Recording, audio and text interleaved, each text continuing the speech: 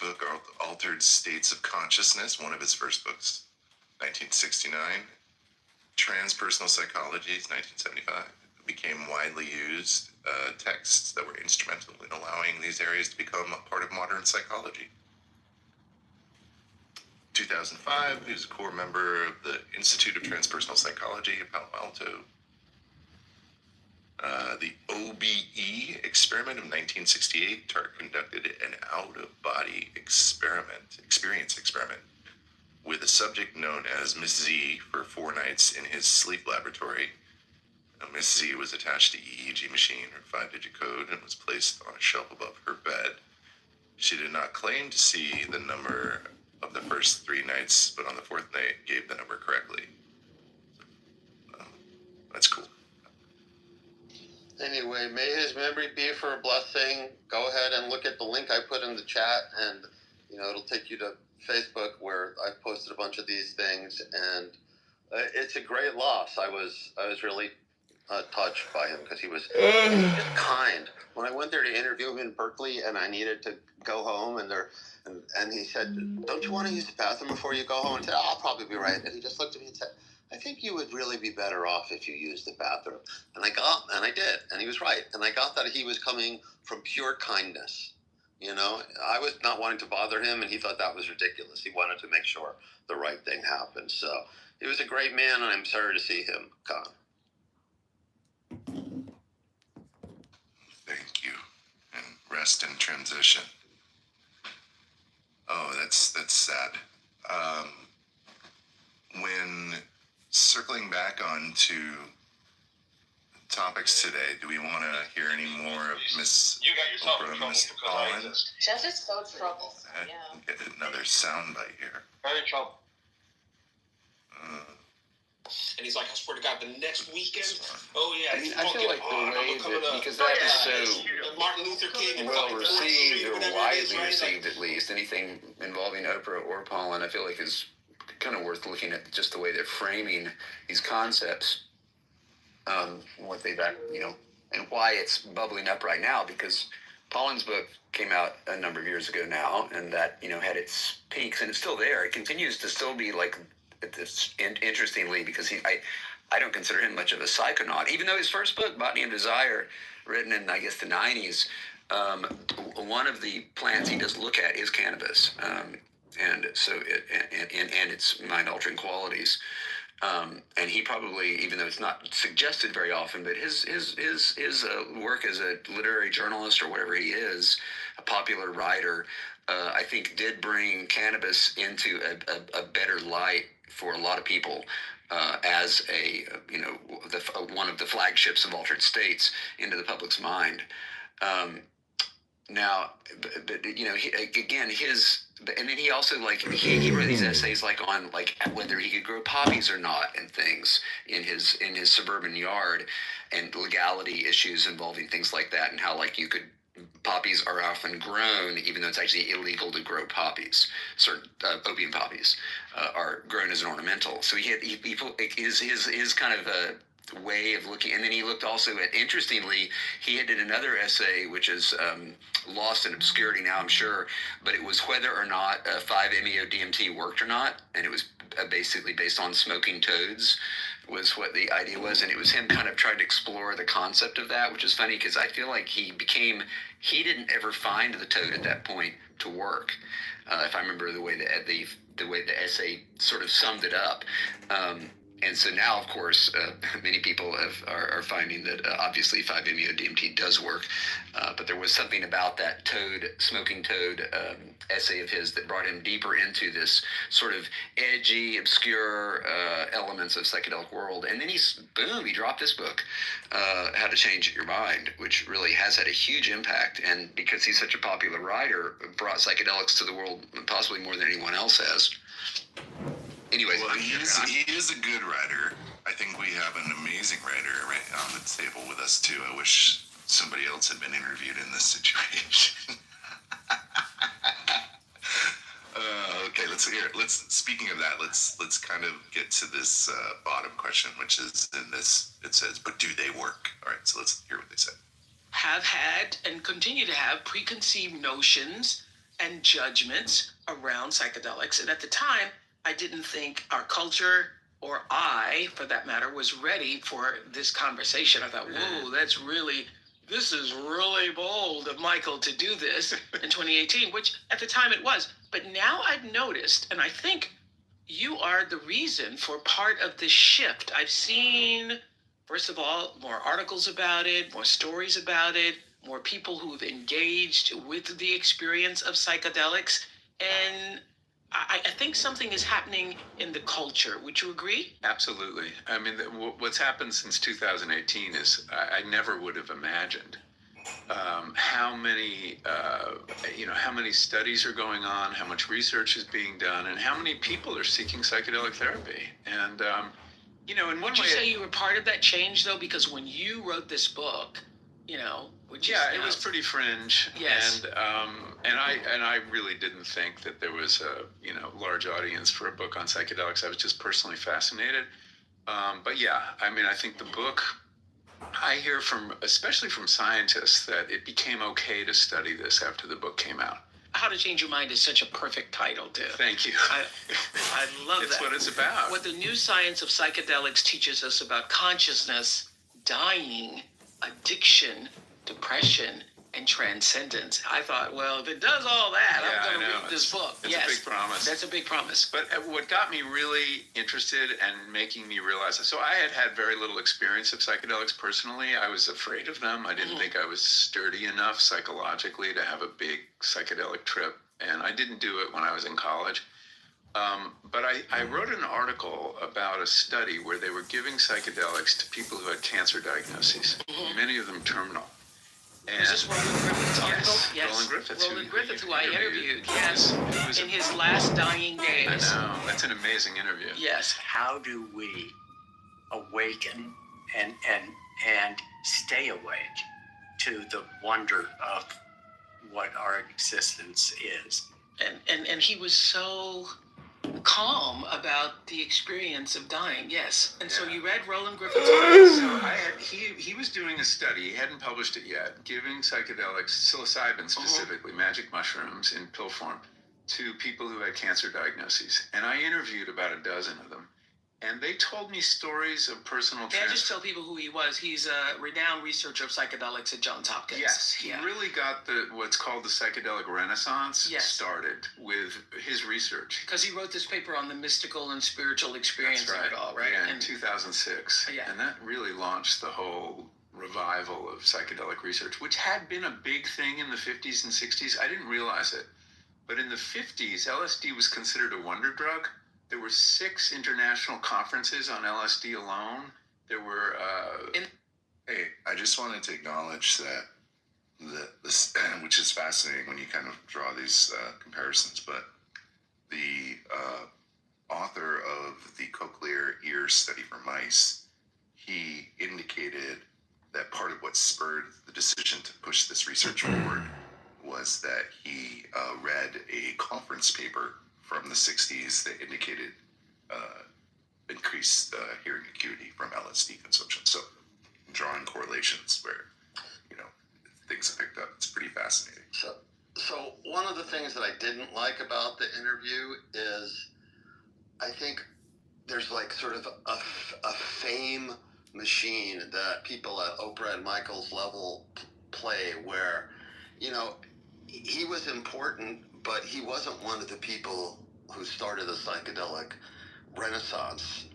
And he says that. He says, no, it's Roland. But people, like Jim Fadiman and people like Roland Griffith and all these people had been working, hard since the early 2000s to make this happen. And then Michael, because he's a very popular journalist and writes well, and has big publishers behind him, now gets seen as one of the people who was really the main Dr. Ryan. Hi, Dr. Ryan. He knew nothing about psychedelics whatsoever and hadn't spent decades of career working and making it happen. He's not like Rick Doblin. He's not like Jim. And yet he kind of steps in, and somebody like Oprah just wants to push all this fame on him. And it just kind of felt a little weird to me to be hearing that. Yeah, his acknowledgement of his lack of experience in consuming entheogens and psychedelics is clear. I mean, he's more experienced now, and I think that's the interesting piece about this is that the speed of all of it, and within the book, right, within his book, it's a nice compendium of everything that was from the 60s all the way up until that most recent research that he kind of talks about and that they're referring to. So I think, he encapsulated a very initial point in time, and I think the book gave light and credit to a lot of people. But I also think that you're 100% right. I think the Oprah media machine is a fascinating, contextual beast that it is. I mean, the actual full interview has over 1 million views, and so with that being said, it's interesting to see how this will change the greater perspective on it, because she's coming at it from a pretty open-minded point of view now. I think she makes it clear that she has some personal fear about that, whether she would actually go and consume entheogens or psychedelics. However, I look at Oprah as a pretty intelligent and progressive person, so I would see that, like, if she thought this was something that might help her, she would be somebody that would try. So, do we want to keep going a little bit more? Do we want them a little bit more on this front end piece here? And then we can tap in. Thumbs up below, anybody? Yes, no? All right, here we go. In the 50s. In the 50s, up till 1965, from 50 to, yeah. So we And think then of it just got psychedelics. banned, and also people the said drug war. The drug war. Yeah, and President Nixon, who Yes. starts the drug war, said that the drug war, there's a quote that he gave to John Ehrlichman, his domestic policy advisor, that we're going after LSD to get the hippies and cannabis to get the blacks. And those were his two enemies. And that's what the drug war was really about. Yes. And so anyway, there had been all this very promising research. LSD was being used to treat alcoholism with a lot of success. So I didn't know this whole backstory. I thought of psychedelics as a 60s thing, but it's really a 50s thing. And there was this promising research that gets shut down. And we lose like 30 years of research that is just now resumed. So some people are drawn, we know, to psychedelics because they are suffering from mental illness or mental trauma. Not mental illness, mental trauma. Mm-hmm. Because I think if you're suffering from mental illness, a lot of people shouldn't take it if you are. There are definitely people who shouldn't mess around with these substances. People at any risk of schizophrenia, if you have a relative that has schizophrenia, usually bipolar, they don't Nope. They don't want you in the studies. You need to leave these drugs alone. Yeah. But people struggling with addiction, anxiety, OCD, obsessive compulsive disorder, trauma. Yeah, those are mental disorders that PTSD. Yeah. We're going to talk to somebody later. So some are spiritual seekers, some are suffering from mental traumas, and others are just looking for this experience, or seem to be doing it for fun. Yeah. Just ripped a huge All right. fart. I That's have really trauma. good. I'm gonna have to drink some more coffee. Oprah acknowledges the three Smoke some weed modalities to that we clear talk out the about. gaseous air, pizza farts. Oh man, what are your thoughts, Jordan?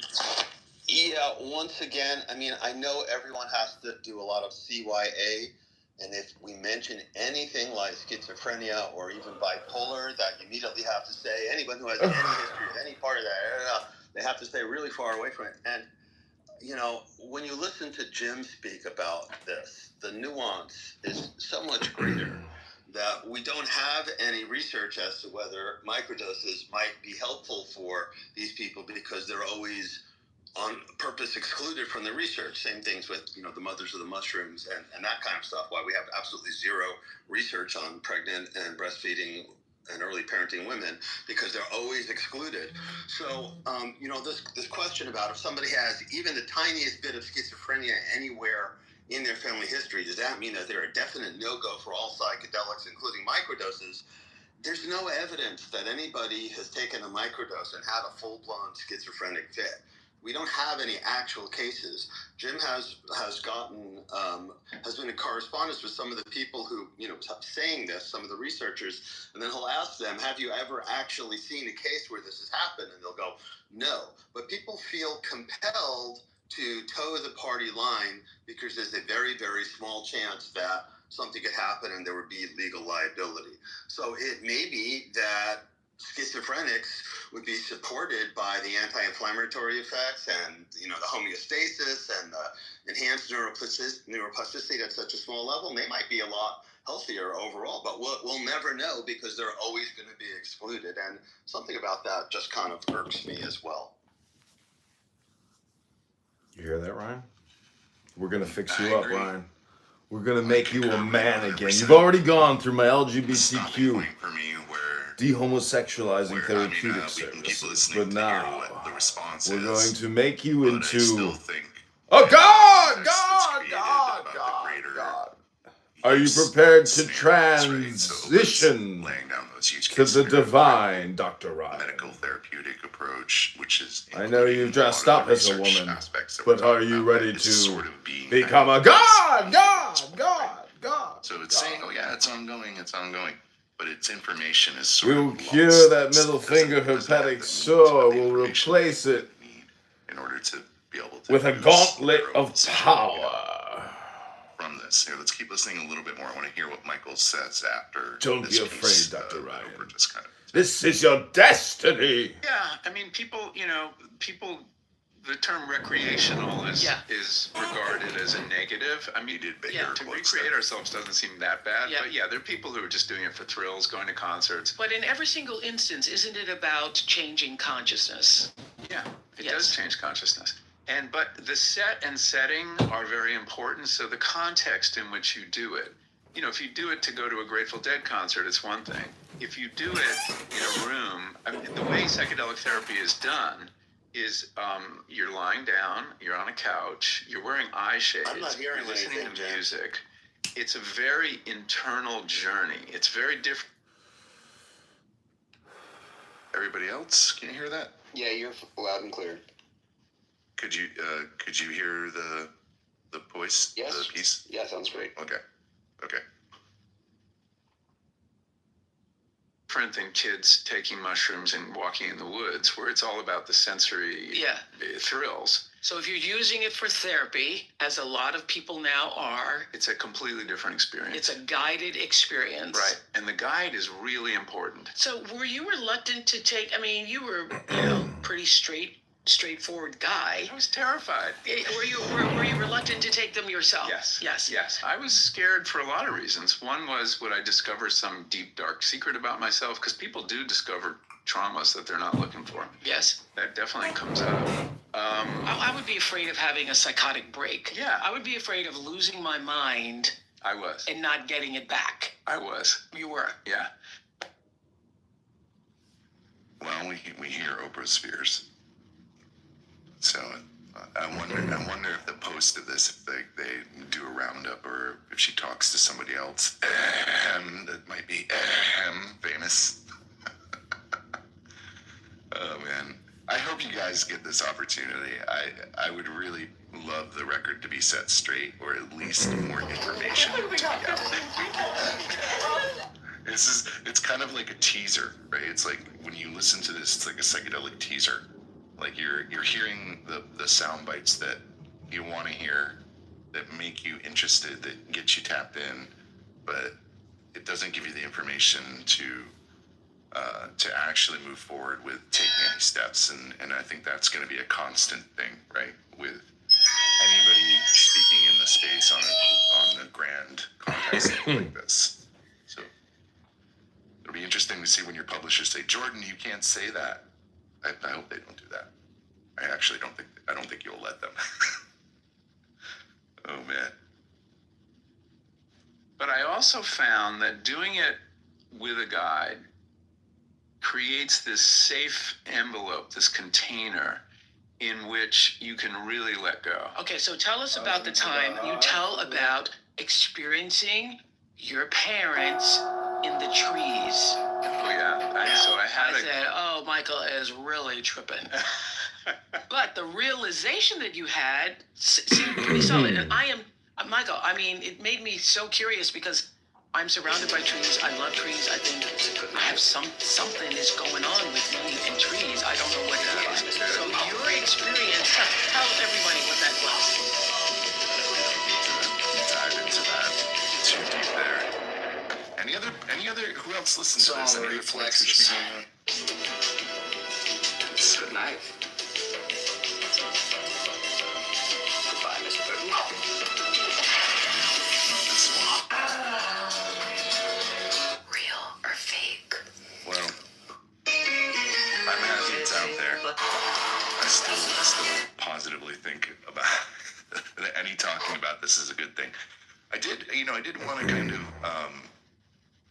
do like a political roundup for a second. Some of the states are kind of still moving forward. We did a legislative roundup a week or two ago. Right now, like Connecticut is popping up in the news feed,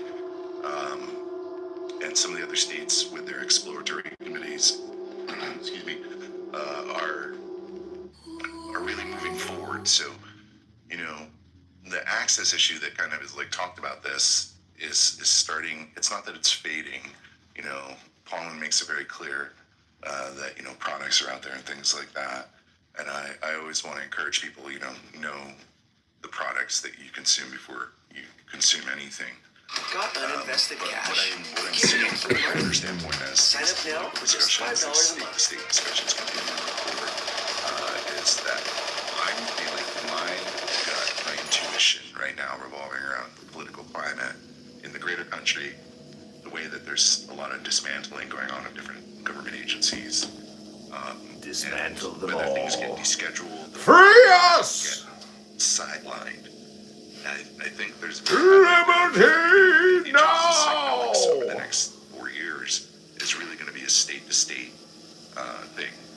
So I'm gonna send you a machine gun likelihood of ride. that feels really 100 strong million right now rounds as of you see ammunition, the a direction tank, going a forward. jet, And then looking at all the fuel, different and soldiers. states and everybody that's You will be a that's talking about conqueror, this. So Ryan. we'll- I will build you a war Some of the machine! pieces like Jordan that you're so To wonderfully lay war! out for us when it comes to kind of the actual state of the psychedelic union, so to say, especially in regards to microdosing. That there's going to be a shift over the next year or two, and even the next 6 months, and that is acknowledged enough in this piece for us to say that time to put the walking shoes on and everybody get on a walkabout and start spreading the spores of all the information that we have. Spread the gospel, Ryan. Holy shit, look at that ass. It's like a coffee shop on Michael James up on top, hanging out with the Michael fam. We're talking about Oprah. We talked a little bit about some recent studies that are interesting, and I hope you guys are enjoying the show today. And morning, Steven. How's it going? I'm doing good. Kid had a sleepover for his bestie last night, so they're sitting down eating French toast with strawberries and sausage meats. Yep. That's what I've been doing this morning. Yeah, I want some French toast. I actually have some brioche. I think I'm gonna make that today. So James, the other French toast. That's what's up. Good morning, Stephen. It's nice to see you. James, the other broadcast that I found interesting was this week was Andrew Huberman did a thing with Richard Schwartz, the founder of IFS. And, I've got a little bit of a bug up my butt about IFS. And it was just interesting to have those guys on there as well, especially since IFS is getting pushed into the psychedelic world as the way to work with the psyche of multiple selves if you're doing any kind of psychedelic. Is that an article that you found? No, it was a full-blown Huberman podcast with Richard Schwartz. They talk about IFS, and once again, you can hear Richard describing how he discovered all this stuff when, of course, there was 50 years of people working on multiple cells before he came along. So it's a kind of, once again, you see this thing that is at the top of the kind of publicity and commercial curve, getting a lot of press as being the only real way of dealing with something. And Dr. Ryan, is like Clubhouse dead right now or something? I'm so surprised you're still here. Of macrodoses versus. Did everybody disappear? Or did they block us? Powerful system. Probably blocked us. Trained and you have to. But we'll be back with a new burner soon to roast them all. Said about multiple cells is that it's much, much simpler than that. Once you come to the recognition that cells are real, Gretchen. of them, and so She's got 3 kids. Where'd Daddy go? start working with them. Daddy's home. That's all you really need. Jordan, are you saying I'm a schizophrenic and so am I? No, schizophrenia actually has very little to do with it. I'm just playing. I'm just lightning. Yeah, you're playing, but that's kind of putting out one of the myths that we're trying. Dr. Alex Rick wants to say something. Schizophrenia is an organic meltdown of the brain, and one of the symptoms is you hear voices sometimes. With multiple That's not cells, sometimes. I hear them all the time. Holy and I do whatever the shit. voices in my head tell me to do. Well, that's what everybody does because they have different cells and the voices are talking. It's normal to have different voices and perspectives and to be arguing with yourself. It's not schizophrenia. That's a whole actual organic meltdown of the brain. So they're different. So I'm sorry if I jumped on you about that, but that's Jordan, we need to get you settled down, smoking a joint because you're taking things all too seriously. I'm just playing with you. Calm down, brother. I love. Gets annoying, right? When people don't have any like high value information to transmit and they're just, having casual conversations, it can get annoying. Christianity, which says you should just like love everyone. These are very different models of human nature, Yeah, I think that Christianity's model is prone towards self-psychological abuse, like a sense of failure, because it's all internal in the head. I've heard different guys talk about this. When I explained to them the legalistic nature of Judaism, they felt that was some degree of comfort, because then they would have known they accomplished this, that, the other, rather than sort of This is Dr. McZad, Dr. Ryan. They have to pretend like they're always internally they feel like they're always failing, and sometimes the Catholics process that by creating hell. It's a very psychologically fraught religion, I think. I mean, this whole idea of guilt and Catholic guilt, which I always thought was so funny because Catholics believe that you can sort of like talk to a priest and he can like sort of like make you, whatever. You can go to confession and that relieves you of your like sin. But like, shouldn't that be that you're the least guilty society? Like, you go have sex with a prostitute and then you go to confession and then you're clean slate baby. But it doesn't seem to work that way. It seems to be this like. Yeah, because that's a blank check. That was the problem that what's his face was complaining against. Luther. He didn't like the indulgences. The fact that a wealthy guy, because he's like, building a freaking cathedral, can like kill people and get an indulgence from the church. It was like crazy. Well, yesterday, really angry about it. in a room mixed, I heard a Muslim girl say that, Islam came because the rabbis were essentially selling indulgences, and thus that's why Jesus flipped the tables at the temple. So, I mean, I don't know. Can it go both ways? Money changers. The people that Jesus was interfering with was that the rabbis, not the rabbis, like there were money changers. There were like bankers, I guess, right in front of the temple, because people came to the temple with all kinds of currency, but the temple only accepted shekels. So it just needed to be transferred. Right. And for whatever reason, like in order to make his demonstration, he felt throwing over the money tables would, I don't know, make things better.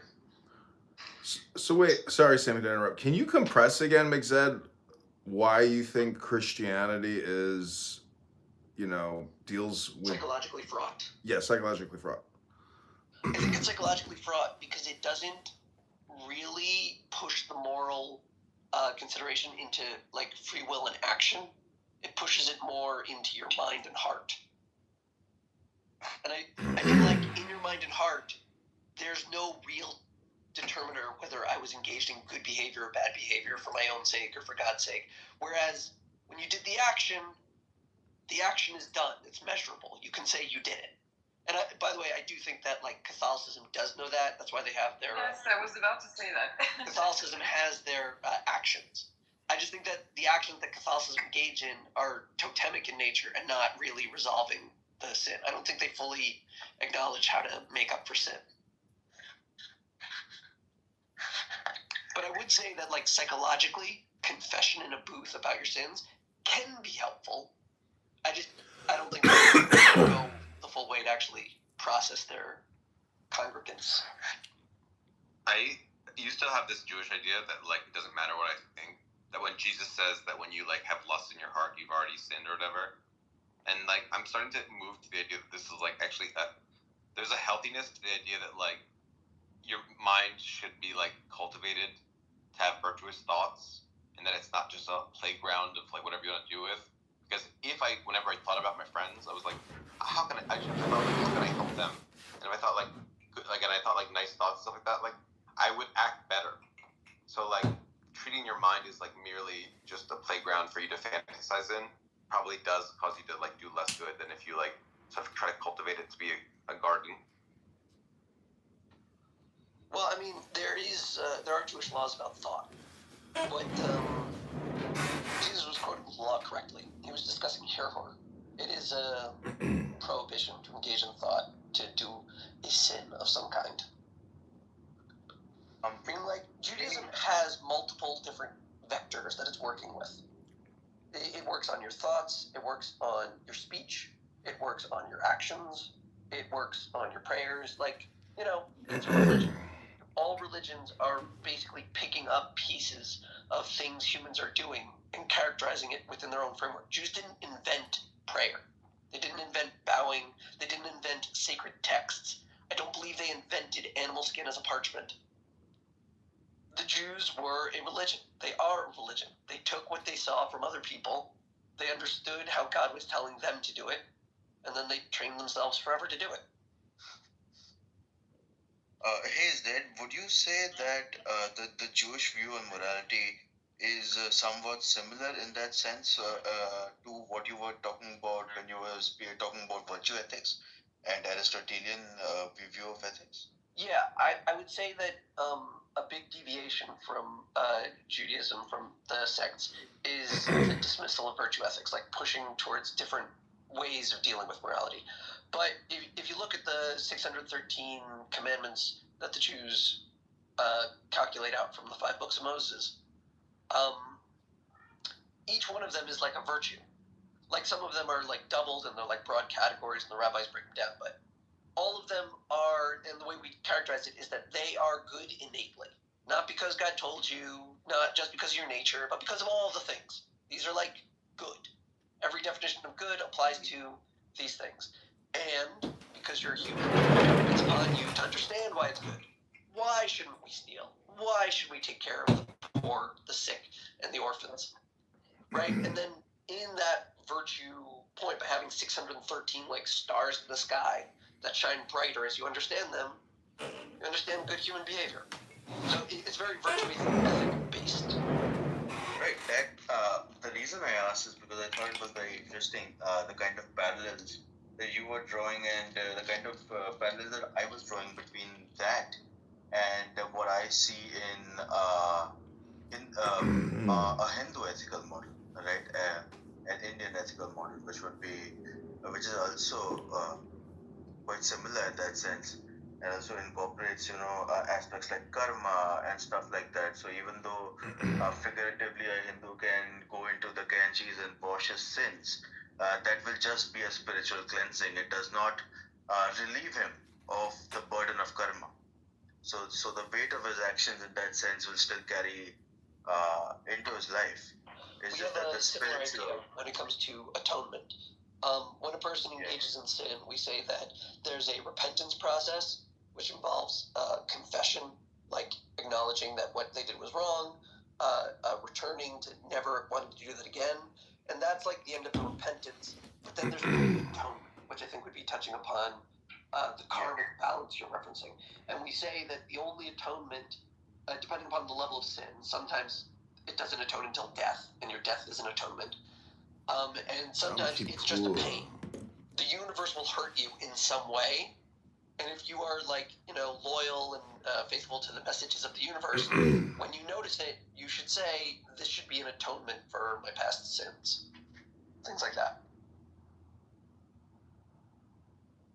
Yeah, I just thought it was a very interesting way of looking at the world, especially considering that the time frames of the development of these ideas, I think more or less is quite similar. I feel like from what I understand about the Indian scriptures, they are a bit older, but the parallels are quite apparent either ways. Right. They are two of the oldest consistent cultures on the planet today. So that was another thing I wanted to comment on, if you well, let me. I just think it's funny. You were talking about the importance of it, but unfortunately, just having that is not enough. Case in point would be India, which while it does have a very rich repository, that is by no means enough for us to make decisions, especially when it comes to social issues and things like that. That's true. There are some drawbacks. But like India is a large, complicated place. It's not as simple as saying like the religion of India. You know? Whereas the religion of Judaism, for whatever the weird historical whirlwinds, Yeah, for better or for worse, we all still kind of know what Judaism is, despite what everyone will tell you. Yeah. I think that's fair. I think the complexity is something that does hold India back, even though it is something that we keep working on. It is true that because of the nature of the religion and the nature of the cultural fabric, trying to build common bridges is harder than it may seem at first glance. Right. Like, good instances are like the Balkans and Yugoslavia. You can't just force them together. They're all Slavic, but they got different languages and they got reasons for hating each other, and they're all going to kill each other. But they all should federate into some kind of a union. They benefit. Same with Africa, I'd say, to a certain extent. It would be very beneficial for them. Exactly. But the desire for federation usually leads to empire. The things that cause federations to become states are usually when they are self-directed tribal affiliations. Tribal affiliations that unite into a larger federal body, that becomes a real state. The Jews have survived that moment. When they were 12 tribes, they could have been like any other Arab tribe that would have been wiped out. When they united into the state of Israel, they became something new forever. Yeah, fair enough. I just think it's a very interesting conversation to have because I think Judaism in that sense has a much more nuanced view on morality. It can be very frustrating to speak to a Christian or somebody from an Islamic outlook. Not to say that I think any of them are correct. I just think it is more interesting in that sense to speak to a Hindu or a Buddhist or a Jew. Right. Well, because the underlying question is whether or not you're getting into deep moral waters to discern what is correct and what is incorrect. If that's terrifying to you, and it's terrifying to a lot, it's a lot easier to say, hey, here's the answer, just stay on this path. Right? That is what the religious want. They don't want to search for the answer. They want it to be given to them, which is part of the benefit of the Torah, right? The answers are given. We just tell you got to study it for the rest of your life, and then maybe you'll understand it. Yeah, but you see, there is a very complex social structure around that book, right? A structure that promotes discussion, a structure that promotes even disagreement. Yes. That is something. But see, for the reason I make the comparison is because if you compare that to the other younger offshoots of Abrahamic faith, while they do have an academic circle, they don't have the same level of let's just say approval of skepticism, to put it lightly. Right. Well, that's a different level of critical thought. That's what I'm saying. If you bite the bullet and say that humans are functioning with free will, you are what you choose to be, and you can do whatever you set your mind to. If you bite that bullet, you're in the game. At that point, you have to understand it, because you're saying that. Yeah, things get a lot more complex. Right? You walk on the water.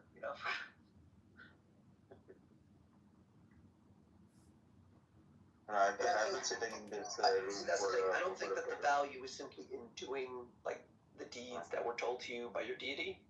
I think the value is in understanding what you're doing and why. Yeah.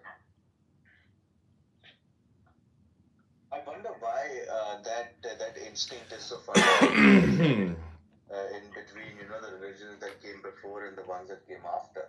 If you know what I mean, the sense of intentionality. Dr. Normo! At the level of the individual. I'm in Sam's room. Mixette is enlightening us as to the divine wisdom of Judaism. It's very different. It's a completely different ballgame. Mixette is a very, I gotta say, Mixette might be one of the smartest people. He's could be the smartest person on this app. I don't know if he's probably the top because he's got the law behind him. He's got 2x law, El Normo. This guy's a 2xer. And a 2x, then it makes him a 10x guy. He's a 10x! See, I don't think that the religion... Do you regret not going to law school? What room is this? The host's name is Sam. He's a young Jewish guy. He spends a lot of time on this app. His name is Sam Rosen Dingus. It's called God Talk in Sam's house. Okay, let me look for it. I have my quibbles with Mixed. Oh, he's antagonistic towards you. That's because I act superior to him. We actually have gotten together in the real world a few times. And with his wife, who is unbelievably hot, by the way. Wow. Yeah. He's in that TV show, I saw, yeah. Well, I didn't see it, but people were talking about it. Well, you should take a look at it because it's actually very, it's very revealing. And the therapist is very hot. Did you see the Columbia thing? How Trump took out $400 million? I guess they repented so they could keep the money. I haven't seen a response to the removal of the $400 billion, and I'm going through the Times right now where you got a notification. I saw something. The headline was like they withdrew their position, because I guess the financial loss was too much, so they are backtracking. I don't know if that's I didn't know accurate. they had a position. They were refusing to deal with this problem?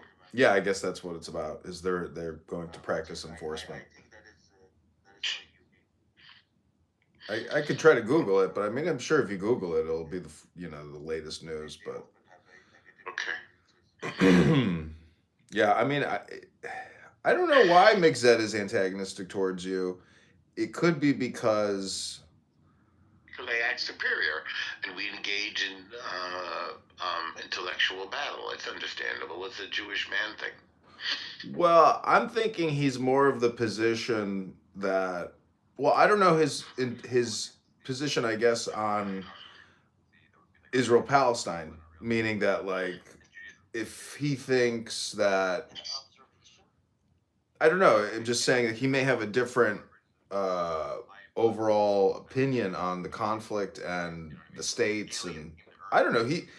Anyone can think they're so smart they can rationalize and come to the conclusion definitively, but see, Mixette is so smart. He's tentative even in his positioning at the end. He's he's a very good lawyer is what it is. He's I too. Well, I have quibbles with that. Let's just put it that way. I think he talks, that's for sure, and he has a position. Some of his positions are weird to me. Like he's against prison, period. He says it's unconstitutional. Well, that was the first time I clashed with him. He also thinks that Israel should be led by, by Moshiach. Well, you know what Litvish is? Litvish? Yeah. Not really, no. So there's sort of a bit of a schism. It's a friendly schism, I would say, in Judaism between Hasidus and Litvish. They don't really groove with each other, although they're interested in each other. Hasidus is just more spiritual and a little mystical. Mm-hmm. And Litvish is resolutely focused on the law. It's like the law is the path to connect with God. I can see that. I can see how if you take the mysticism out of it, and you just pursue the law ruthlessly, you get to like a zero position, and then the real world, the material world, is the spiritual world, and so it's like a second way of doing it. Interesting. Yeah. Yeah. I mean, they're very devout. They're also known as yeshivish. Mm-hmm. And then there's and some people on the app are yeshivish. He's something called, I think he's Young Israel, which is sort of modern. And then the Hasids try to be much, much, much, much more mitzvah obsessed. You know. I can see. I know why people fall away from Judaism, because it is so expansive and, you know, integrative. And then in a Western world, you just see how much extra work that is, and people are just generally lazy. So that's why I say, if you're raised by a father and his father was raised by that way, it's like if you lose that succession, I mean, it's a big loss, because you're talking about like a whole lineage that might, fall off the derech. But I mean, it's remarkable if, you have Jewish education, but everything is like a double-edged sword. But anyways, yeah, I just find Migzed to be a big giver, and Well, I'm glad. I want you to admire him. I don't want to. I'm trying to be careful not to say anything negative. no, I know. But I am surprised to see you two have conflict, which like blows my mind, because maybe it's healthy, maybe it's unhealthy, but I'm surprised to see him like aggressively go at you, where I'm just like, that's a quirk. Like, I didn't expect that. Like, what is, why is there conflict between two Jews? I mean, is it political? Meaning, like, he thinks he's a priest. See, this is where like the atheist agnostic. He's a Kohen. I know, but he has like a very distinctive position, because he is a Kohen, and so I don't know. It's to me, it's like, if you view it as LARPing, live action role playing, like, is he taking it literally too seriously? Is he so sure of himself that like that's his defect or his weakness? That's one of them. Yeah. He has lots of opinions about stuff that are ridiculous. It's kind of funny. It's kind of funny because, I mean, I don't know. Like, I have friends that are pro-Palestine, and to me, they're insane. And even before October 7th and the whole conflict, they had no interest in Palestine, no interest in Jews, no interest in Israel. But come October 7th, they are now full-time 365, all about posting baby videos and things like that. And I'm like, what happened to you? Like, why is this your form of communication now? I mean, I like to think perhaps they're trying to get laid, but I know they're not getting laid before, and they're not getting laid now. It's like, so why are you choosing to essentially become pieces of propaganda? And if they were to talk to Migzed, like, they would say, cool. I mean, they wouldn't even know his positions are, weird. But weird is always like the clown house thing, where there's no. Well, wait, do you think that they would not know that he's pro-Israel? Yeah, they would determine that he's probably pro-Israel and a Zionist. But anyways, this is, I'm not saying his positions on Jewish things are necessarily weird, although he says anti-blanket, anti-prison, it says it's anti-Torah. That's a weird quirk. Also, he has lots of opinions about movies and television, because he seems to watch everything. And they're just, he doesn't get it, and a lot of people don't get it, so it's not like something for argument. But there's a overconfidence, I guess you could say, in his opinions about stuff that he knows nothing about. Well, I asked him what's his favorite movie. He said Dinner with Andre. So I was like, really? That's a great example. So I bought the movie, and it is a little bit like a clown house room. But I don't know, that my position, that all communication is hypnosis. Like, that's a good example of hypnosis, where it's just, it's a script. It's people being recorded in a booth. it's such a fixed environment that it makes it into like a very audio movie. Meaning that like Clown House is social audio, that's like a movie audio, with no moving set pieces, and so It's barely a movie. It's only a movie because it's not a movie. right, Essentially. right. And I don't know. It's just that I was kind of angry because I bought, I spent like 25, $30 on this stupid movie version. And I'm like, McZed, like, honestly, like, I thought you were going to give me like some hidden gem. I was like, this was like the worst waste of time ever. Right. He has lousy taste. So that's a problem. You can't argue taste. I don't know. I can't even imagine. What? I can't even imagine having. I'll tell you the truth. Like well, not truth. I think the cool thing about Clown House is it is projection, and so like if you ask him about Christianity, he will tell you his reason why he disagrees with it, and that almost becomes like an accurate projection of his condition, and it's like seems to be a universal thing about projection, if that makes any sense. It's just you can. What do you mean? Meaning that like truth is a double-edged sword. So when somebody supposedly tells their truth, it's like always a projection in a way. Even to like a small percentage, there's always an element of a projection in what somebody. In this case, he doesn't believe in Christianity because whatever, it's not right. It's it's never meant to come twice, and there's no Trinity and all that kind of stuff. But well, meaning when you give an analysis, it applies to you too. Basically, that's what it is. Okay. Because if you're giving a good analysis, it's essentially you're giving yourself a kind of like a to-do list, saying prohibitions or bearing or forbearing, essentially. Because if you're saying something that's true, then it's good for you. And so what you're really kind of doing is giving yourself like a little medicine in your analysis projection. Or a friendly reminder to oneself that this is why so what's he I think saying? it feels How does this apply to him in the case of Christianity?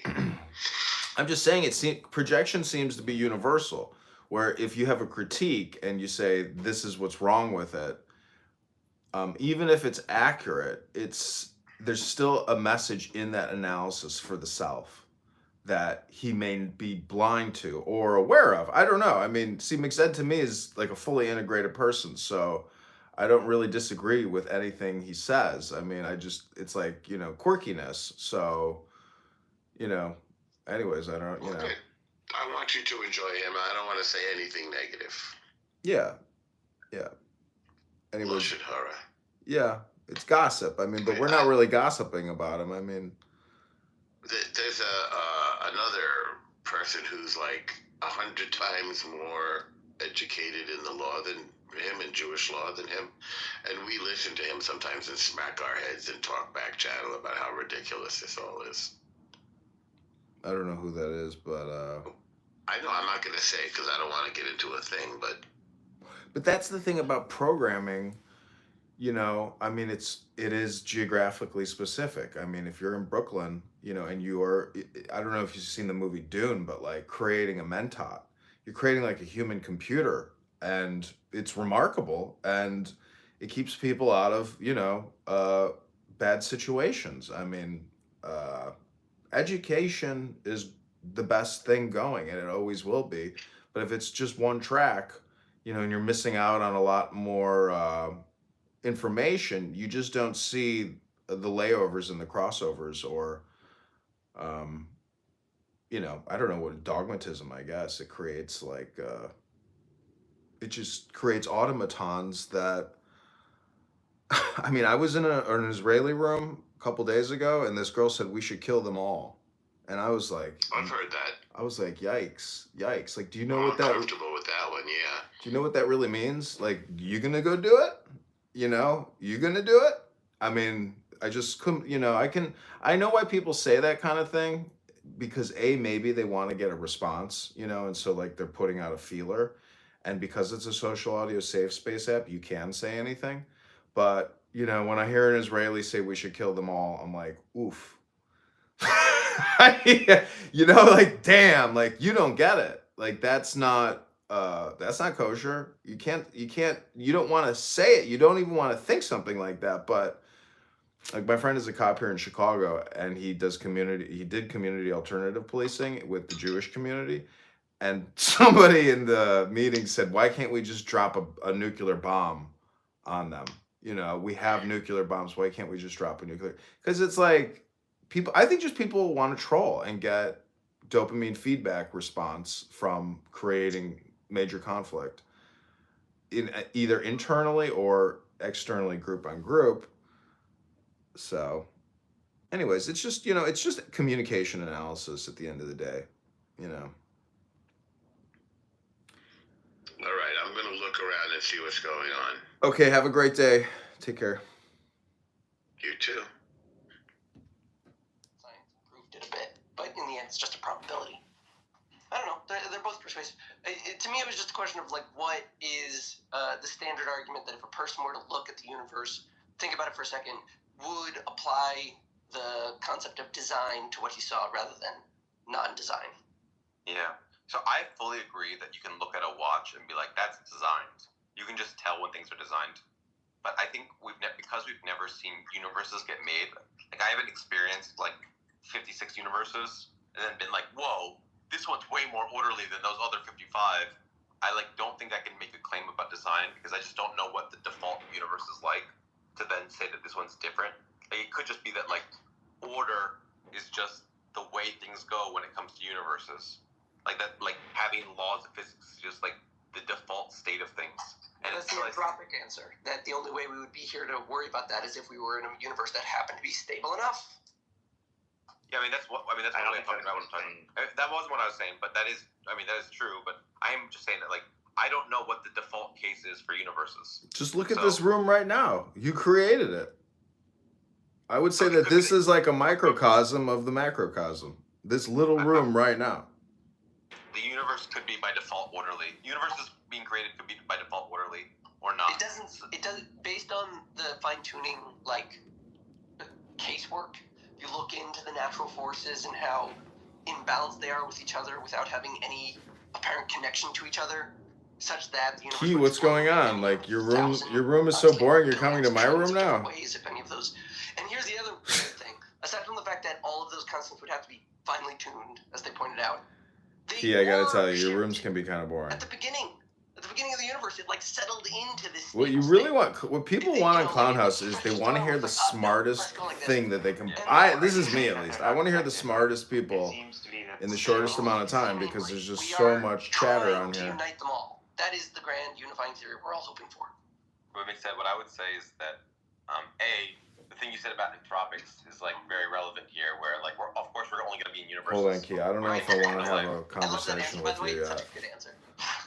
I think put it in the chat. The thing about the fine tuning is you just can't know how. I know you want to get your dopamine kick, but let's just listen to what these Talmud Chachams are saying. Because Sam, I don't think is a learned Jew. Mixed is, so this could be a good combination between ridiculous philosopher Jew, atheist Jew, with learned theist Jew. This is a good matchup. The light will turn on, or like you don't know what the thing happens when you change it. So like we don't know what would happen if we change gravity. Right. We don't know what would happen if we change the strong nuclear force. We can see guess. This is a stupid person saying. But because we've never altered the constants. We don't know what happens. Like this is like schizo, Sam. This is what I detect is when people start talking about, what if we could change gravity? The Princeton experiment. I see. Hey, Sully. So the Princeton experiment, they put a guy in a room and made believe that there was a button that shocked him. It wasn't true.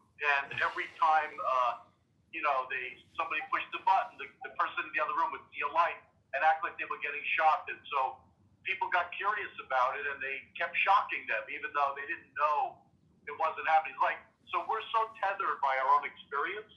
But I teach quantum science, and at the subatomic level, things operate a lot different than they do. Dr. Mitch, The Princeton the Princeton experiments proved that people will kill people because there was a danger limit on that gauge, and people were killing people. That was the big what the F? About curiosity. It was about being commanded to do it right. People about obeying orders. That was the psychological experiment, and many people will obey the orders even when it's like gonna kill someone. I guess I want the Milgram experiments as distinct from the Stanford prison study. The Stanford prison study has been debunked, and the Milgram studies are just a different thing than this.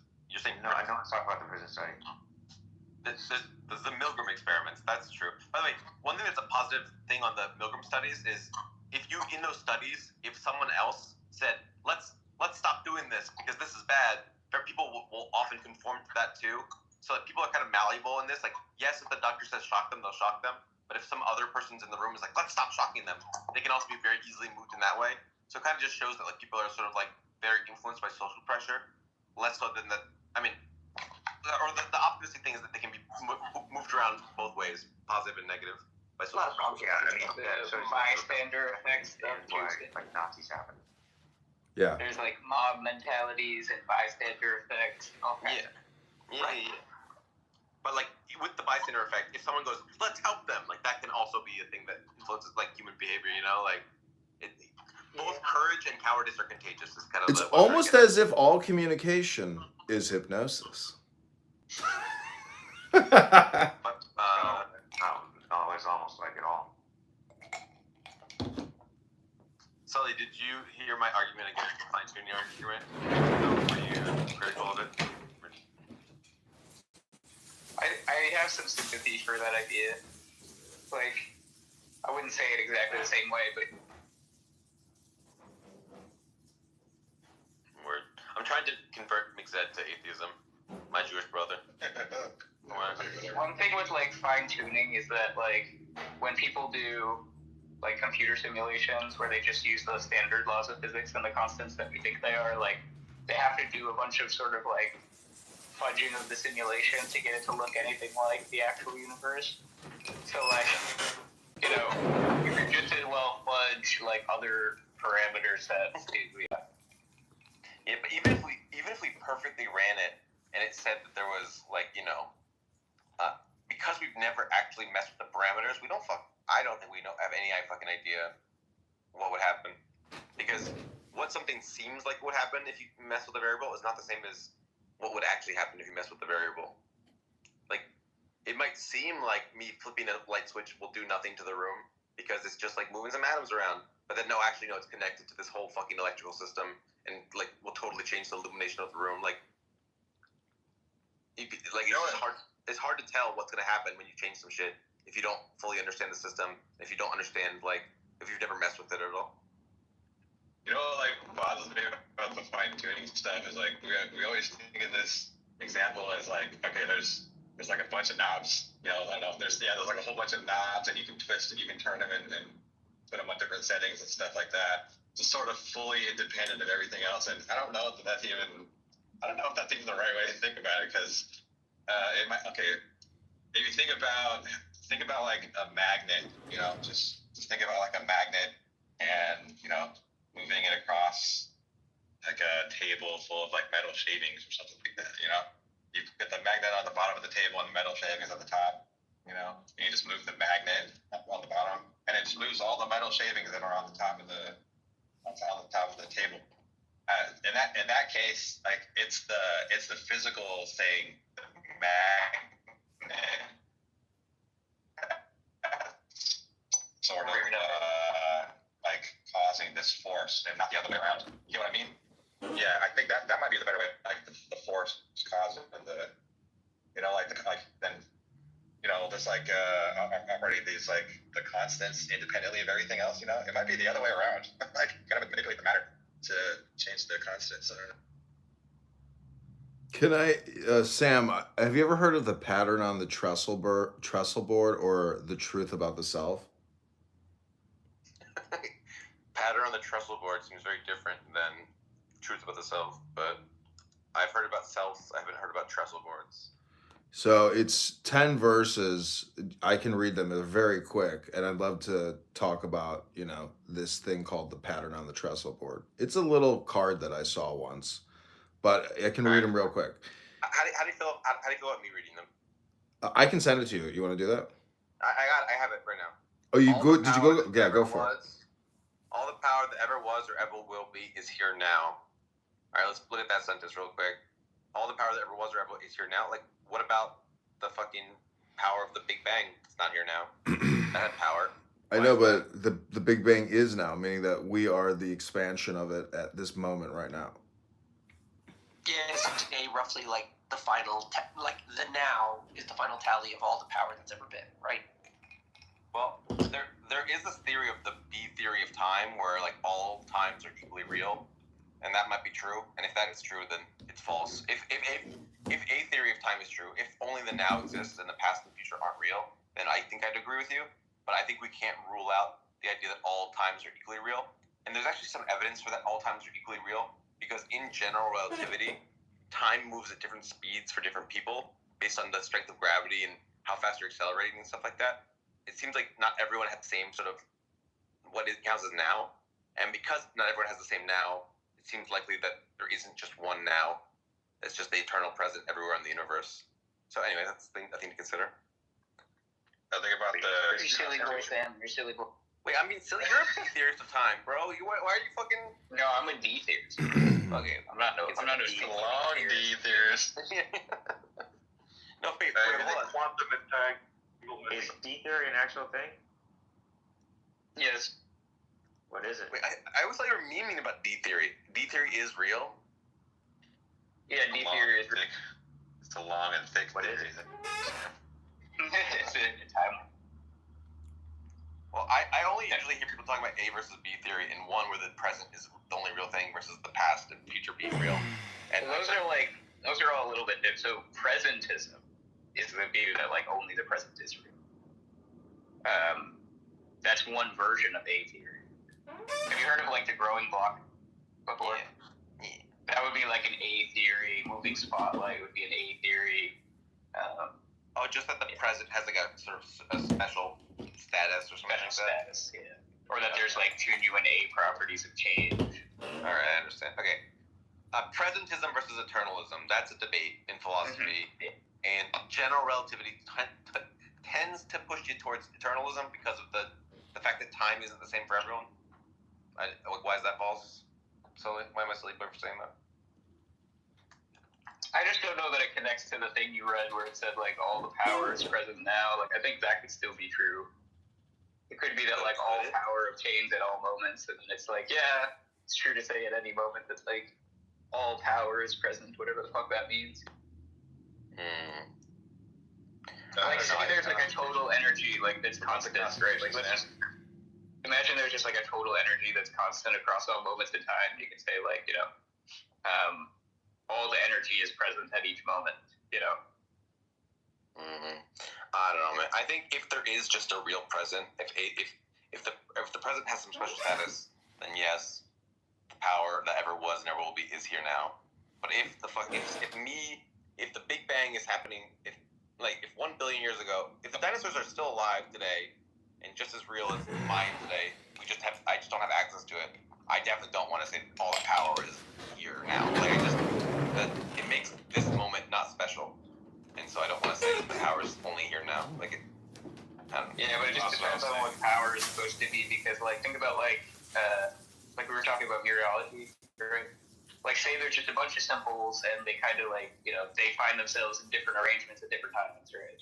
But nonetheless, at any given time you would say all the symbols are still there. They're not popping in and out of existence or whatever. They're just yeah. Does that make sense? And then they have the causal powers, and so all the causal powers are still there. Blah blah blah. Okay, the next part of this is I am the center of expression for the primal will to good, which eternally creates and sustains the universe. Right? Let's say I am the center of expression for the primal will to good, which eternally creates and sustains the universe. Center of expression doesn't make any kind of sense. self-centered. Yeah, that sounds Hey, Bill. Yeah. I am the center of the universe. Okay. I wish that was. I guess Yeah, I'm you the go out all center the of way around me. Are they just like NPCs? centric tunnel. Yeah, can you define the center of expression from the back of expression or the left of expression? The center cannot hold. That gives me a headache. Wait, did you write this out? Where you get this? No. This is some Kabbalah stuff that now asked me to read, and so now we're analyzing what it says. What was the second bit? I am the center of expression for the primal will to good, which eternally creates and sustains the universe. I think this is like solipsistic. I think that like I don't know. It's denying that. I think it's denying that other people are equally real as me. And Did it say I am at the beginning? Yes, I am. You just send the whole. Yeah, well, that's God then. Oh wait, no, it says I am a center. Fuck, I didn't say the center. Okay, I fucked up. Okay, I am a center of expression for the primal will good. That's a little bit less controversial, I guess. Yeah, which eternally creates and sustains the universe. Okay, well, why do we think there's a will to good, given that the I don't know, you're assuming that the shit's gonna just get better and better. It might, I hope it does, but we could make AIs the torture. Inductive arguments. Can you send me the picture? You want the full? Yeah. It's called the pattern on the trestle board. That's what it's called. Alright, I'll send it to you. So is that some ancient Grimoire or what is it? It's some Jew shit. I think some Kabbalistic Jew shit, I think. I'm not It's sure. from Dr. Paul Foster Case, who was a Kabbalist famous in Hollywood in the 20s. So some 1920s Jew rather than ancient wisdom. The Yeah, ancient You need to stop him before he finishes his spell. I was in an antique shop in Hermosa Beach, and I found this book called The Secret Keys of the Tarot, or something to that extent. It's by Dr. Paul Foster Case. It's fascinating, it's very poetic, and I find it to be very relaxation. Is that the guy who supposedly was I don't know, he had some dreams or something like that, and then wrote a bunch of is that the same guy? No, Dr. Paul Foster, you can just Google him. It's Dr. Paul Foster Case. He was a member of the Temple of the Golden Dawn in Hollywood. Thinking of Edgar Casey. Oh. But it's all Kabbalah. Alright, I'm gonna keep reading. Through me, its unfailing wisdom takes its thought. Okay, through me, its unfailing wisdom takes form in thought and word. I don't know. I don't think the wisdom of the universe is unfailingly expressing itself through my words. I say dumb shit all the time. I don't know, bro. But see, wisdom is capitalized, meaning that it's almost like its own divine Godhead to a certain extent. And without you, the player, what is God's wisdom? It requires the man or the woman to essentially be an agent of this divine wisdom, which is Torah. You said that was written in the 20s? They capitalized every noun back then. Can you swallow first before talking now? Sorry, Jude. They capitalized nouns in every sentence back then. It was the golden age of science, but I would argue it was not the golden age of philosophy. Well, they capitalize everything because Alish is God. All is God. So that's why they capitalize a lot of these words, because they're trying to show the reader, hey, all is God. This is a divine element of God. No, they're capitalizing an artifact, right, that a lot of American English speakers have from their education back then, right? It's a thing that happens in some European languages. Since English is technically a Germanic language, that sort of thing was still taught up until the relatively modern. I know, but you need to see the picture. You need to see the picture of this divine trestleboard thing, because other words that are capitalized: will to good, will, victorious life, understanding, limitless light, eternal being, kingdom spirit. You just have to see the words they capitalize to know what they're trying to infer. Alright, here's what I'm gonna do. I'm gonna read the whole thing.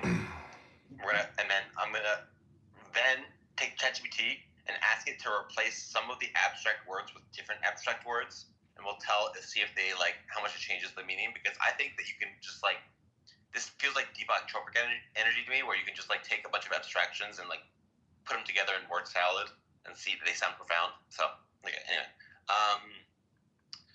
Filled with understanding of its perfect law, I am guided moment to moment along the path of liberation. From the exhaustless riches of limited substance, I draw all things needful, both spiritual and material. I recognize the manifestation of the undeviating justice in all circumstances of my life. In all things, great and small, I see the beauty of divine expression. Living from that will, supported by its unfailing wisdom and understanding, mine is the victorious life. I look forward with confidence to the perfect realization of the eternal splendor of the limitless light. In thought and word and deed, I rest my life from day to day upon the foundation of eternal being. The kingdom of spirit is embodied in my flesh. All right, what do we think, guys? I mean, it's just like pretty standard, you know, like, I don't know, Neoplatonism, mysticism stuff, where like God is the source of all this cool stuff, and he also sort of like But this is direct involvement. Hold on, has like a pretty direct involvement in the lives of people who, I don't know, are aware of him or something, that they can see his actions like just very directly in their life and their consciousness. This is a flashcard, though. It's 10, not 11, 10, not 9. I mean, it's called the pattern on the trestle board. You know, if you have the link, put it in the chat so people can look at it. But it's short and sweet, and it's an analysis of the self. And it's really like essentially like a mirror card, meaning, you know, what do I need to change to get back into equilibrium? Is it my understanding? Is it, you know, how do I get back? How do I get the kingdom of spirit? I mean, you know, if you want to be agnostic and atheistic about it, you know, it's all just fluff, but it's positivity. And I think a lot of people on this app need to hear positive vibrations as opposed to the constant, chronic, low vibration negativity that people put into this box and that we all suffer from. You know, I prefer the positive. That's all I'm saying. Alright, guys, I asked ChatGPT to just reverse the meaning of all the sentences and see if it sounds profound. All the weakness that never was and never will be is absent now. I am a hollow vessel for the fundamental drive to ruin, which endlessly fractures and unravels the cosmos. Through me, its faltering folly dissolves into silence and dust. Devoid of clarity, it is shattered law. I stumble moment to moment along the road of bondage. From the barren void of its empty husk, I am denied all that sustains, both spectral and physical. I submit to the chaos of the wandering injustice, the twist and bend in my existence. In all things great and trivial, I witness the distortion of the profane erosion. Drifting from that will, abandoned by its vanishing insight and broken perception, mine is the defeated path. I move forward in uncertainty toward the dissolution of the fading gloom and boundless abyss. In silence and void and decay, I scatter my being, moment to moment, upon the crumbling ground of fleeting illusion. The hollow of absence is buried in my flesh. Yo, that shit's fucking hard. That goes hard, bro. Those records from those metal records from like the 70s or 80s or whatever, where you That's wild. play them upside down backwards, and they play like some they're supposed to play like some demon music or something.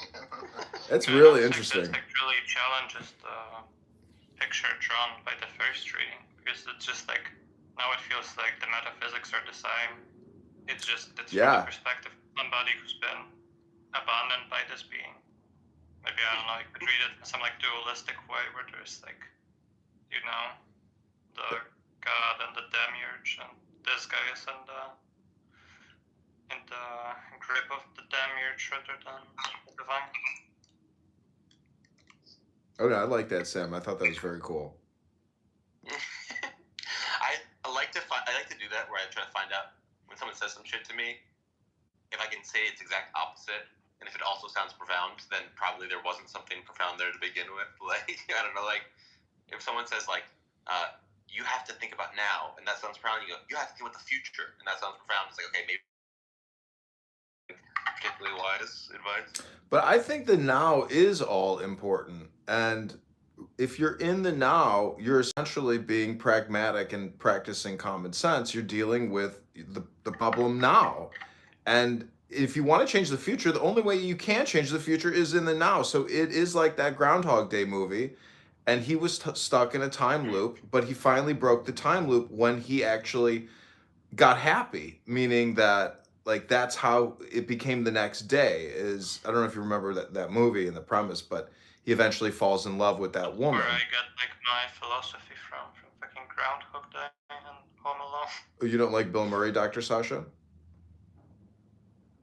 It's not about what I like. Have you seen the movie What About Bob? It's a movie. I'm just talking about some media here. That's all I'm mentioning, Dr. Sasha. I understand that's what you're talking about. I'm just saying, like, you know. I'm not telling you I'm a philosophy of clown college like you, Dr. Sasha, but I mean, if you want to demonstrate your superiority in philosophy, go ahead and tell us something true, Dr. Sasha. I hear you on this app a lot saying one word a minute with Dr. Andrew in the Christian, debate room. I mean, go ahead and tell us something interesting or bring something to the table, Dr. Sasha. Stop complaining.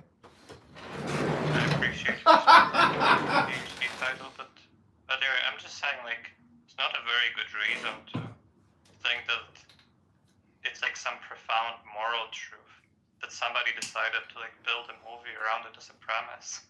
Like, you know, that's just probably like not a good thing to do. What, you don't think a man and a woman united is not a moral, profound truth? That wasn't the truth you talked about. I know that's because you've never seen the movie Dr. Groundhog Day. Well, no, you told me what the lesson you took away from the movie was. Listen, the point is, a man and a woman united supposedly is where the presence of the Blessed Holy Ancient One is. I think that's a verse from the Zohar. So what I'm saying is in Groundhog Day, he unites with the woman at the end of the movie, and then the time loop is broken.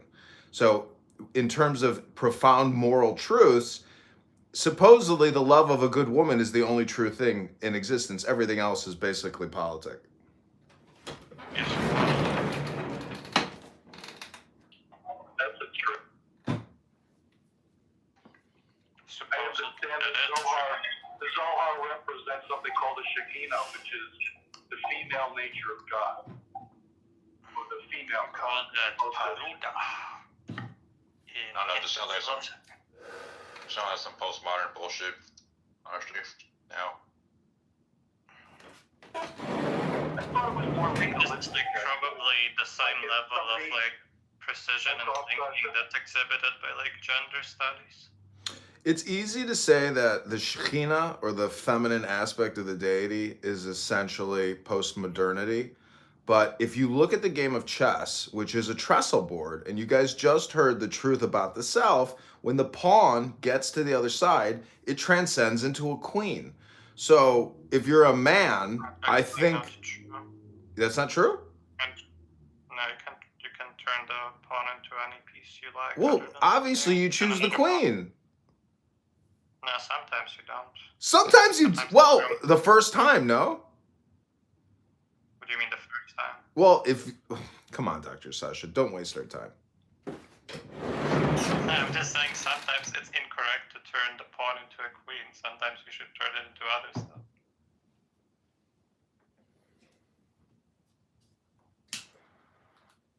When you turn your pawn into a knight, and we get a checkmate by turning your pawn into a knight. It's like the damn hype shit we ever do. Yeah, but then there's also just like avoiding like stalemates. Like sometimes you want to go for a rook or a bishop, so that the opponent has an open move. Listen, Dr. Sasha, don't waste our time with this pawn transformation bullshit. The point about all of this is essentially therapeutic. It's words of positivity, and Sam demonstrated the opposite of positivity, and you can see how that was scorched earth. What are you talking about? I know you're not following the conversation, Dr. Sasha, but I know this is not ESL room for non-native English speakers. Perhaps you need to listen more than you speak. What were you saying, John? Oh, I didn't know that you could turn a pawn into anything but a queen. No, anything but a king or a pawn. No, I thought a queen was what it always did. Automatically, that's how my grandpa taught me, right? So obviously you didn't know the rule. Your grandpa was fucking wrong.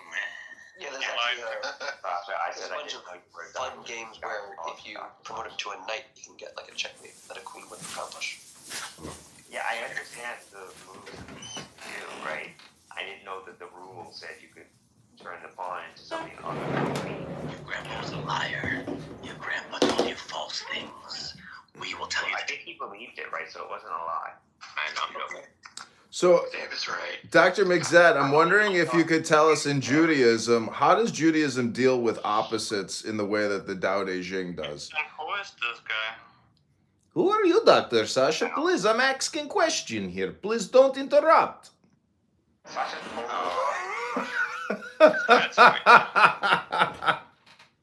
what do you mean when you say profound moral truth now? Like, what are you talking about right there? Where did this guy come from? Where did you pull him from, Sam? Like, he's just like the weirdest. Please, can we get back to God talk? Sasha, don't attack me personally. Leave the ad hominem out of your mouth, please. I went outside and got a cigarette, and then I found him under my shoe. That makes sense, but like he's like it's like a very strange character where he's like with the MAGA Pepe U.S. flag in his profile picture. I am a comedian. Sometimes people call me a troll, Dr. Sasha. Then he also does some like weird esoteric bullshit. Like I don't know. You don't know. The ancient wisdom of the 1920s should be listened to, Sasha. Alright. Sasha, this is a game, and don't take it too seriously. Please be calm and relax now. I don't. Do you think that this is like how my accent sounds? Sasha. It's like if I started doing like a British accent to parody you, it's just ridiculous.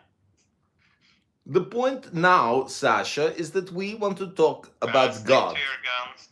Stick to your guns. Sasha, when you read the Tao Te Ching and when you read the Kabbalah, you come to the conclusion that Trump is the correct president of the United States. Don't you know that?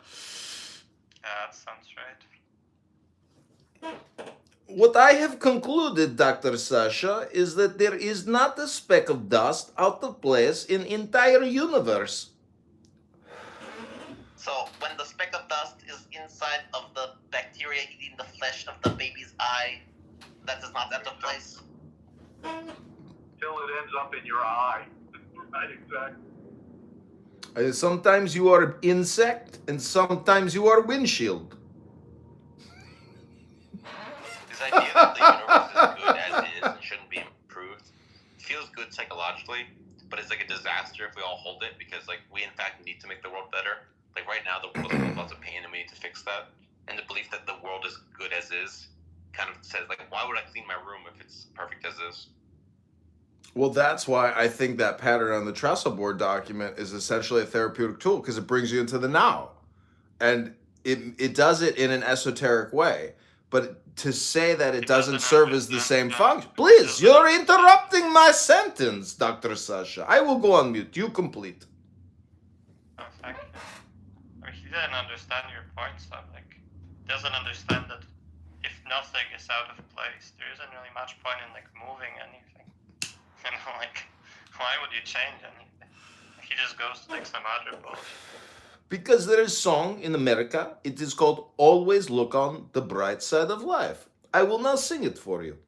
Always look on the bright side of life. There we go.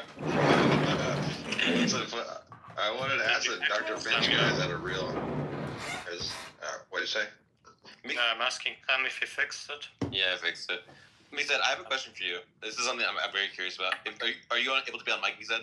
Yeah, what's up?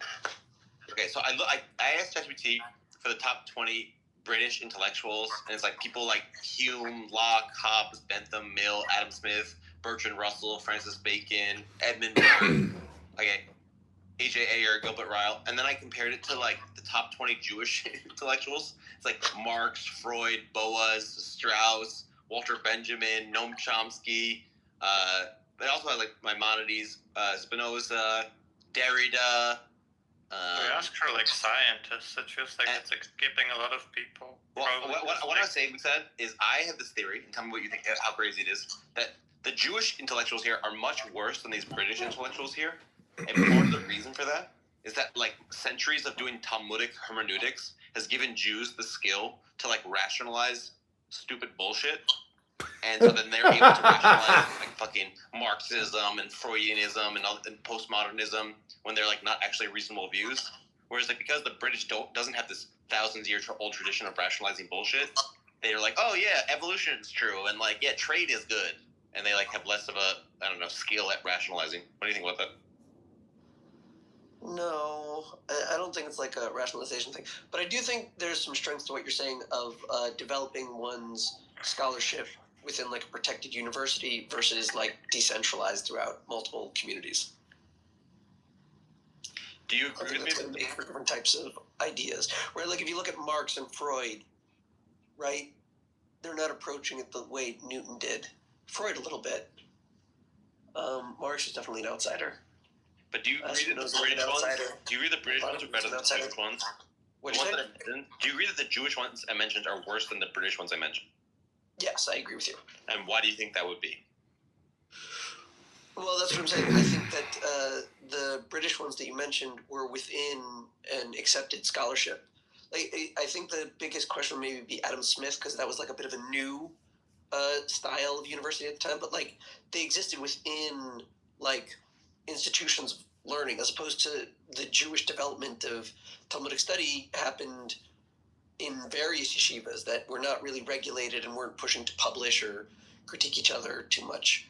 Like, I'd say that the scholastic environment that was developed in England developed better intellectuals. But I wouldn't say that it's like the Talmudic reasoning that like they can circular out anything. You know, I'd say it's more you can circular out anything if you don't learn the discipline of science. And say we got it right because Chomsky's dad was like a Hebrew scholar. I do not like Chomsky. I have this theory, Mixed, that Jews have a skill at rationalizing pseudoscience. That the British people lack this skill. So when they do science, they just don't have this. They like can't just rationalize crazy horseshit at the same level. No, that's not true. I mean, like, it might be true of modern Britain, but like back in the day, they were, you know, snake charmers. They were also mystical. It's actually a funny trope in comic books.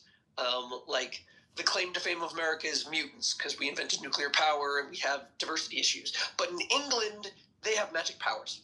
All the magic people, they come from England because of all the magic there. Dragons, wizards, Merlin. It's a thing. Fairies everywhere. Yeah, the little people.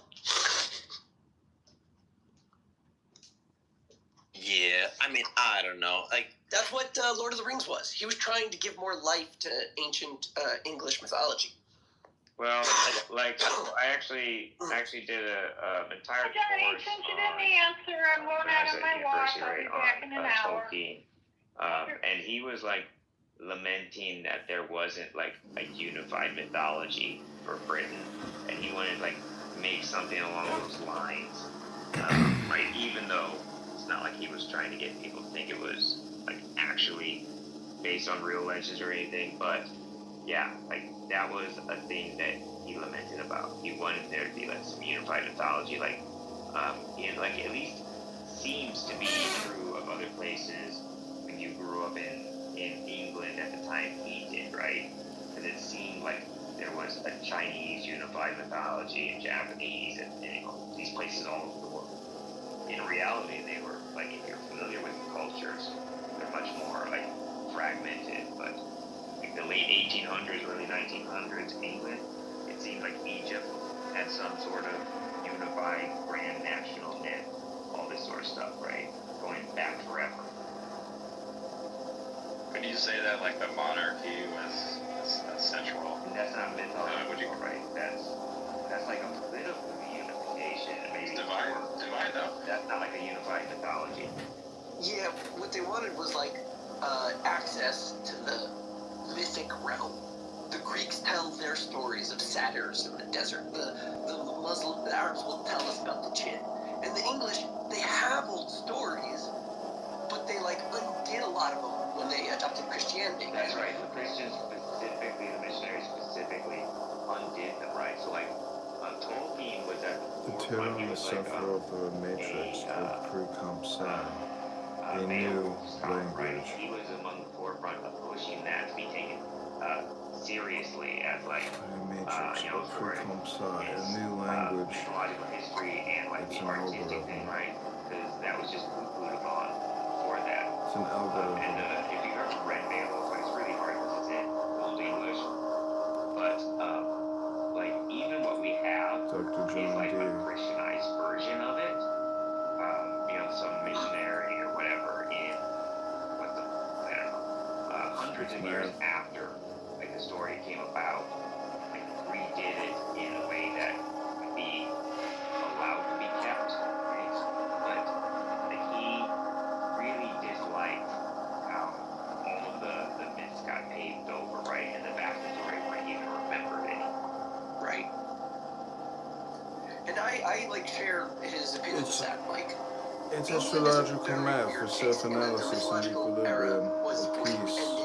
their Christianization was small. They were invaded and colonized a few different times before pushing off one of the invaders and being the invader left standing. Right? And in all of that, they're run by kings. Victory. Shortly after that, they realize that they're citizens, and then they're recharacterizing their own history as they overthrow their monarch. So, in that era, like 70, that's the other weird thing. We know more about history, their history. We know more about what led to them than they knew about what led to them. Because they didn't have the best records back then, and people weren't literate, and they invented new myths. The formation of America was part of the myth formation of the citizenship of England, redefining itself while getting rid of their king. It's a very complicated, like, relationship with the state and identity when it comes to the English history.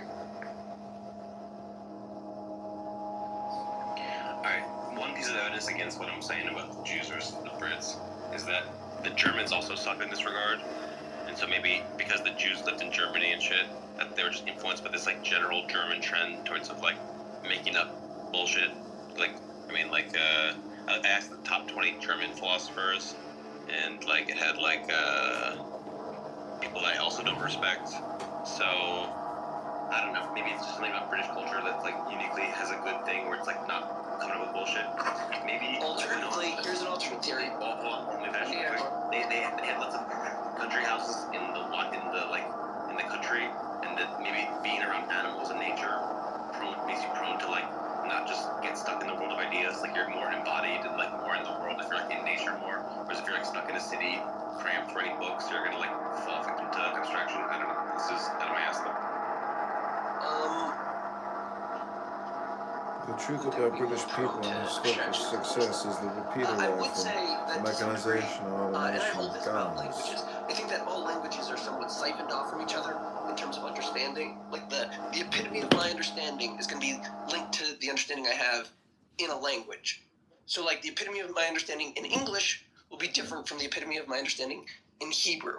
And so what I would posit as to why you and I might agree that the English intellectuals are superior to the others we've listed, it's because we're speaking English. They are, by definition, the most correct. What are you saying? If we were to take the side that a Russian philosopher or a Japanese philosopher or an Indian philosopher were superior, we would be fighting against the very like waves of our language, which push and say this is the epitome of English understanding. I don't know. I mean, it's true that because I'm speaking English, I'm more likely to have English culture, and therefore I'm more likely to be like English intellectuals. But yeah, they say that about Americans. They have a weird deference to the British accent. But I am not.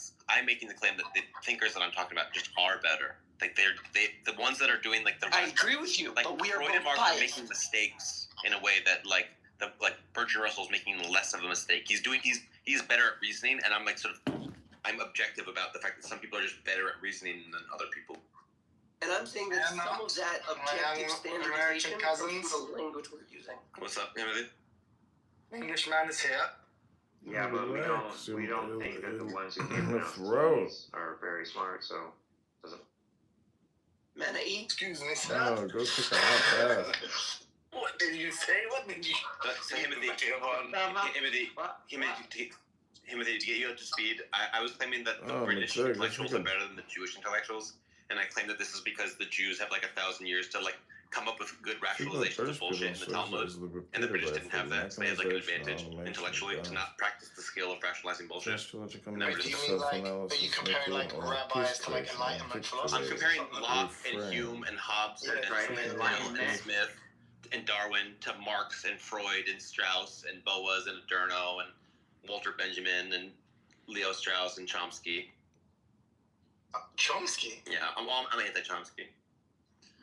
Okay, so you're saying, so you're saying the enlightened, the British Enlightenment philosophers are superior to like Jewish contemporary philosophers? No, okay. If I have a list of I asked ChatGPT. I gave him a list of all my favorite intellectuals, and like half of them are Jewish. Okay, the majority of them are British. Relax your throat and take a pause and if drink you look some at the most water. famous Jewish ones, they tend to be fucking up more than the most famous British ones. Even though there are lots of. I watched like a documentary on like a History Channel once, and there was like a famous British like jurist or something who it turned out actually had like Jewish ancestry. It turned out was like Jewish, but like how was your rainbow? As this like intellectual, they don't really remark about his Jewish heritage. Right? But apparently, like, and I can't remember if it was like Magna Carta or some other like really like important legal document or something, like some kind of like constitutional document. But apparently, like there's like these like parallels with like the Torah and stuff, and basically they were able to determine that the first coherent kind of concept of a nation that he based a lot of this like legislation or whatever this thing's like constitutional work on was basically just like based on the Old Testament, or like based on the Torah and the Talmud or whatever else, like basically the Jewish concept of like a nation and a nation state. So the modern nation state, essentially that concept is like derived from like the Jewish conception of a nation. So I don't know, like maybe there's a lot more influence. Maybe like Jewish. There's like far more of a Jewish cultural influence on a lot of these great thinkers that you're speaking about. And definitely at least Christian, like in terms of Christianity or like religiously, Jewish people have a really big influence. So, okay, of my favorite philosopher thinkers ever, Scott Alexander is Jewish, Douglas Hofstadter is Jewish, Robert Nozick's Jewish. I didn't know Nozick was Jewish. He's Jewish. Jason Kappas is Jewish. Agnes Callard is Jewish. Elliot Stover is Jewish. AJ Ayer is Jewish. Stephen Pinker is Jewish. Tyler Cowen is Jewish. There are